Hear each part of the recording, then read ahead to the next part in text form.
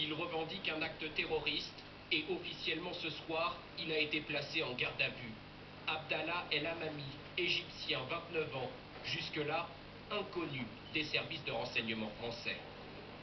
Depuis son arrestation, dont voici des photos, l'enquête progresse rapidement sur son profil et son parcours ces derniers jours. L'homme vivait aux Émirats Arabes Unis, mais il est originaire d'Égypte, la ville de Mansoura, à 120 km au nord du Caire. Et c'est là que vit toujours sa famille. Son père, général de police à la retraite, ne veut pas croire que son fils ait pu s'en prendre à des militaires. C'est la tête d'un extrémiste, ça.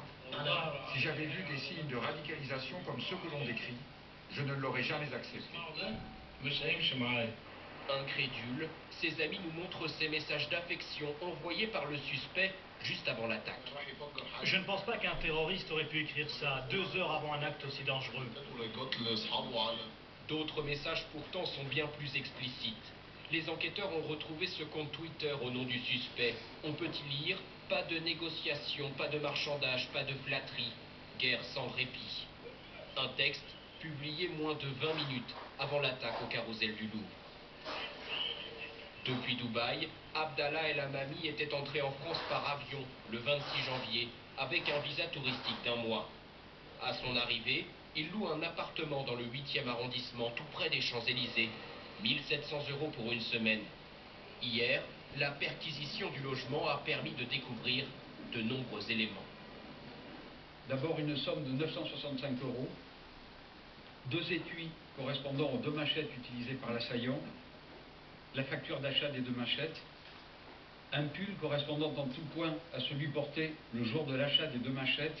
Des machettes achetées dans cette armurerie, 680 € en liquide pour 2 armes semblables à celle-ci.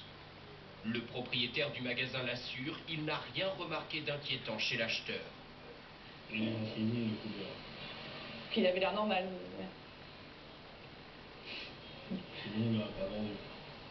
Le pronostic vital du suspect touché par balle n'est plus engagé. Le militaire blessé à la tête, lui, est sorti de l'hôpital. Et pour aller plus loin sur le profil de l'assaillant du carrousel du Louvre, on prend la direction de Dubaï avec vous, Nicolas Bertrand. De quels éléments supplémentaires disposez-vous sur place ?